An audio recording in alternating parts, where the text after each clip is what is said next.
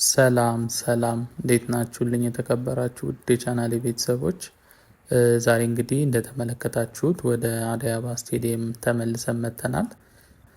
ይሄ ስቴዲየም በየቀኑ የሚያስገርም ለውጥ እያሳየን የሚገኘው ከለውጦቹ መካከል አንዱ ዛሬ የምንመለከተው አዲስ እየተሰራ ያለው መግቢያ ነው።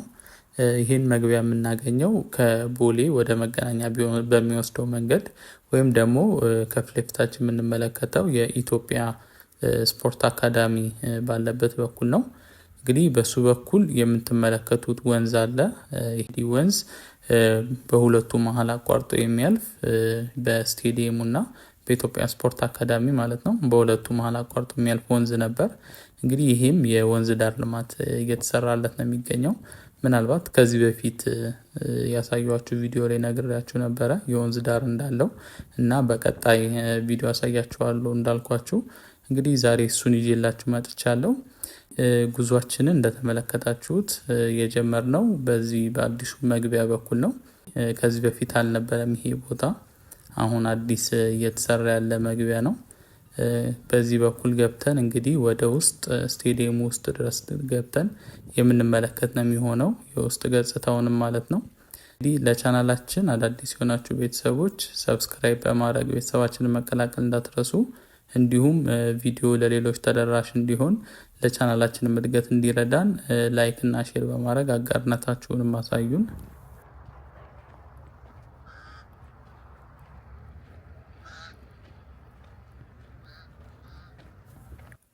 ይሄ ስቴዲየም ቀደም ብዬ እንደነገርኳችሁ እንግዲህ በየቀኑ አዳዲስ ነገሮችን እያሳየን የሚገኘው እንግዲህ በአራቱም አቅጣጫ ትልልቅ የሆኑ የኮሊደር መንገዶችም ተሰርተውለታል። እንደምታውቁት ከ24 በኩል ያለው ማለትም ከኢምፔሪያል ወደ 24 የሚወስደው መንገድ አለ። አሁን የገባንበት ደግሞ በቦሌ በኩል ወደ መገናኛ የሚወስደው ቆየት ብሎ የተሰራው የኮሊደር መንገድ ሲኖር በፊት ለፊት የ22 በኩል የተሰራው ወይም በቅርብ እንግዲህ አስፋልት ንጣፍ ተደርጎለት የተጠናቀቀው መንገድም አለ። ከዛ በተረፈ ደግሞ ከዚህኛው ውጪ በጎን በኩል በቦሌ መድኃኔዓለም በኩል ሌላ እንዲሁ የኮሊደር መንገድ እየተሰራ ነው የሚገኘው። ይሄም ማለት በአራቱም አቅጣጫ ደረጃቸውን የጠበቁ ሰፋፊ መንገዶች እየተሰሩለት ነው የሚገኘው። እንግዲህ ይሄኛው ከሱ ባሻገር ያለ በሁለቱ መሀል በስቴዲየሙና በስፖርት አካዳሚው አቋርጦ የሚያልፍ ሌላ መንገድ ነው ይሄኛው እየተሰራ የሚገኘው። ከጎኑም እንደተመለከትነው ወንዝ አለ። እሱም የወንዝ ዳር ልማት ተሰርቶለት እንግዲህ እንደ ሌሎቹ የአዲስ አበባ ወንዞች በጣም የሚያምርና ላይን ማራኪ የሆነ ቦታ እንደሚፈጠር እንግዲህ ከወዲሁ ተነግሯል። እንግዲህ ስቴዲየሙ እንደምትመለከቱት ነው። በጣም የሚያምር እየሆነ ነው። ውስጡም ግቢዎቹ እንግዲህ ግሪነሪ የተሰራ አረንጓዴ ሳሮች በጣም የሚያማምሩ ቦታዎች እየተሰሩለት ነው የሚገኘው። ይሄ በስተቀኝ የምንመለከተው እንግዲህ ወንዙ ከስር የሚያልፍበት ነው። ከላይ በኩል ተሸፍኗል ከዚህኛው ጀምሮ። ይሄ ወንዝ ይመስለኛል ከቀበና ሳይድ የሚመጣው ወንዝ ነው። ምናልባት እርግጠኛ አይደለሁም። ከተሳሳትኩ እንግዲህ የምታውቁ ካላችሁ ኮመንት ላይ አስቀምጡልኝ። እርግጠኛ ስላልሆንኩ ነው። ግን ከዚህ በኩል አልፎ ወደ ኤርፖርት ቪአይፒ ተርሚናል ያለበት ጋር በዛ በኩል የተሰራው ግሪን ኤሪያ ጋር ያለው የሚያልፈው ወንዝ ነው። ባለፈው የሰራሁት የቪአይፒ ተርሚናል መንገድ ላይ በዛ ቪዲዮ ላይ ተመልክተነው ነበር። እንግዲህ ይሄ ወንዝ ዳር የሚያልፍበትም ማለት ነው ወደ ኤርፖርት ሳይድ ያለው።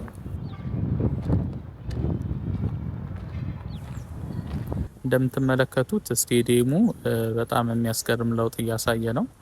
የውጭኛው ፓርት በተለይ አብዛኞቹ ነገሮች እየተጠናቀቁ ነው።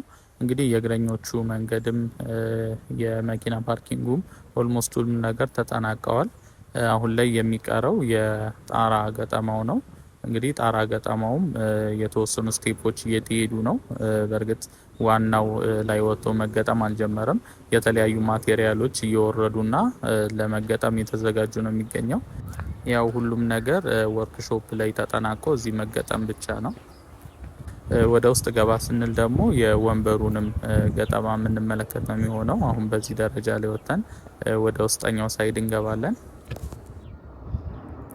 እዚህ ከፊታችን የምንመለከተው የመለማመጃ ፊልድ ነው። እንግዲህ የሁለቱንም ያሟላል። የሩጫም እንዲሁም የእግር ኳስ መለማመጃም ቦታም ይሆናል። ሁለቱንም ያሟላ ነው። እንግዲህ ይሄም ደረጃውን የጠበቀ ነው። በኢንተርናሽናል በፊፋ ስታንዳርድ አፕሩቭ የተደረገ ነው። ይሄኛውም እንግዲህ የአደይ አበባ ስቴዲየም እንደምታውቁት ኢንተርናሽናል ሰርተፍኬት አግኝቷል ከፊፋ። ኢንተርናሽናል ጨዋታዎችን ማዘጋጀት ይቻላል ማለት ነው። እዚህ እንደሚታወቀው ኢትዮጵያ እንግዲህ የ2028ቱን የአፍሪካ ዋንጫ ለማዘጋጀት ጥያቄ አቅርባለች። እንግዲህ የማዘጋጀት እድሉ የሚሰጣት ከሆነ ከአደይ አበባ ስቴዲየም ባሻገር የአቃቂ ኢንተርናሽናል ስቴዲየምም እንዲሁ አንድ አገልግሎት የሚሰጥ ኢንተርናሽናል ስቴዲየም ይሆናል ማለት ነው። ይሄውም የአቃቂ ኢንተርናሽናል ስቴዲየም በአደይ አበባ ስቴዲየም ልክ ግዙፍ ባይሆንም ግን የኢንተርናሽናል ሰርተፍኬት ያገኘ ስቴዲየም ነው። እሱም በእርግጥ ካፓሲቲው 20,000 ተመልካች ነው መያዝ የሚችለው ባንዴ።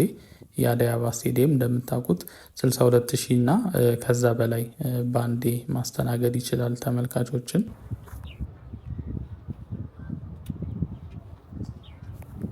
ለቻናላችን አዳዲስ የሆናችሁ ቤተሰቦች ሰብስክራይብ በማድረግ እንግዲህ ቤተሰባችንን መቀላቀል እንዳትረሱ። በየቀኑ በምንሰራቸው የዎኪንግ ቱር ቪዲዮዎች አዲስ አበባ ውስጥ እየተሰሩ ያሉ አዳዲስ ፕሮጀክቶች እና አዳዲስ ገጽታዎችን በየቀኑ የምናስጎበኛችሁ ነው የሚሆነው። እንዲሁም ቪዲዮ ለሌሎች ተደራሽ እንዲሆን ለቻናላችን እድገት እንዲረዳን ላይክ እና ሼር በማድረግ አጋርነታችሁን ማሳዩን።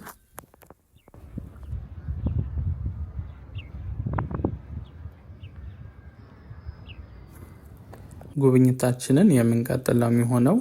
እንደምትመለከቱት አሁን ላይ ወደ ስቴዲየሙ ወደ ዋናው መግቢያ ጋር እየደረስን ነው የምንገኘው።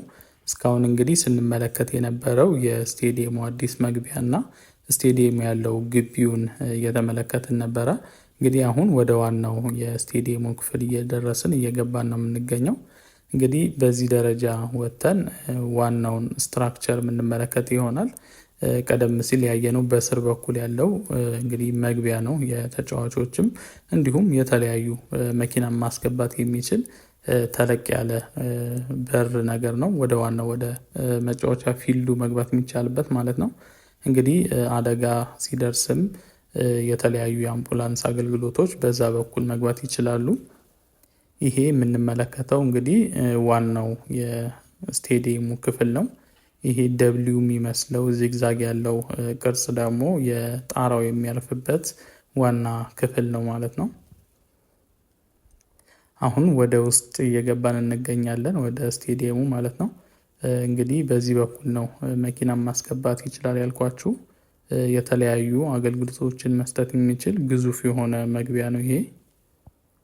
እንግዲህ በዚህ በኩል ወደ ውስጥ ገብተን የስቴዲየሙን ዋና ፊልድ የምንመለከት ይሆናል።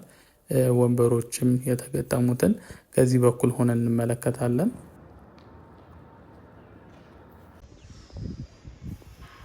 አሁን የምንመለከተው የውስጠኛውን የስቴዲየሙን ክፍል ነው።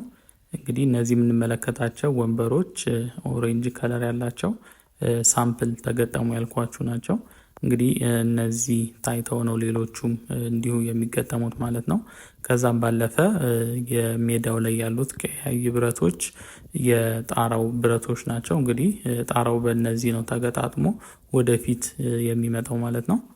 እንደምትመለከቱት ስክሪኑ ምናምን ከዚህ ቀደም ተሰርቶ ያለቀ ነው። እጅግ በጣም ግዙፍ ነው። ከዚህ ቀደም በሰራሁላችሁ ቪዲዮ እዛው ከስክሪኑ ስር ሆኜ ያሳይቻችሁ ነበረ። እንግዲህ ግዝፈቱንም ተመልክታችሁታል። እዛ ከፊት የምናያት ደግሞ የኮሜንተሪ ሩም ነች። ኮሜንታተሮች እዛ ውስጥ ሆነው ነው እንግዲህ የተለያዩ ዘገባዎችን የሚያቀርቡት። እንግዲህ ውስጥ ብዙ መቆየት ስላልቻልኩኝ ቶሎ ነው የወጣሁት። ከዚህ ቀደም በሰራሁት ቪዲዮ ላይ አንድ ተመልካቼ የውስጥ ተጫዋቾች ልብስ የሚቀይሩበትን ክፍልም እንዳሳየው ጠይቆኝ ነበረ። ወደ ውስጥ ሞክሬ ነበር፣ ግን ያው ዛሬ አልቻልኩም፣ አልተፈቀደልኝም። በሌላ ጊዜ እንግዲህ መጥቼ የጣራና የወንበሩን ገጠማ ፕሮግረስም እንዲሁም የመልበሻ ክፍላቸውንም ለማሳየት እሞክራለሁ። እንግዲህ የዛሬ የውስጠኛው ፓርት ጉብኝታችን እዚህ ጋር ነው የምናጠናቀቀው። አሁን ከስቴዲየሙ ወጥተን በ24 በኩል እየተሰራ ያለውን የኮሪደር ፕሮጀክት እንመለከታለን። እንግዲህ ይሄ የኮሪደር ፕሮጀክት ከዚህ በፊት የነበረ መንገድ የማስፋፊያና የእድሳት ነው እየተደረገለት የሚገኘው። ይኸው የሚያስፈለገው የአዲስ አበባ ስቴዲየም እየተጠናቀቀ ከመምጣቱ ጋር ተያይዞ በዙሪያ ያሉ መንገዶች እንግዲህ ውብ ተደርገው እንዲሰሩ ከማሰብ አንጻር ነው። ከዚሁም ባለፈ የኢትዮጵያ ስፖርት አካዳሚም አጥሩ ፈርሶ ነበረ። አሁን ላይ ገና ነው፣ አልተሰራም። እሱንም እየተመለከትን እንግዲህ እስከ ኢምፔሪያል ጫፍ ድረስ የምንሄድ ነው የሚሆነው። እስከ መጨረሻው ቆይታችሁ እንግዲህ ይህን የ24 የኮሪደር ፕሮጀክትም እንድትከታተሉ ስል በአክብሮት እጠይቃችኋለሁ። ለቻናላችን አዳዲስ የሆናችሁ ቤተሰቦች ሰብስክራይብ በማድረግ እንግዲህ ቤተሰባችንን መቀላቀል እንዳትረሱ። እንዲሁም ቪዲዮ ለሌሎች ተደራሽ እንዲሆን ለቻናላችንም እድገት እንዲረዳን ላይክ እና ሼር በማድረግ አጋርነታችሁን አሳዩን። መልካም ቆይታ ይሆንላችሁ።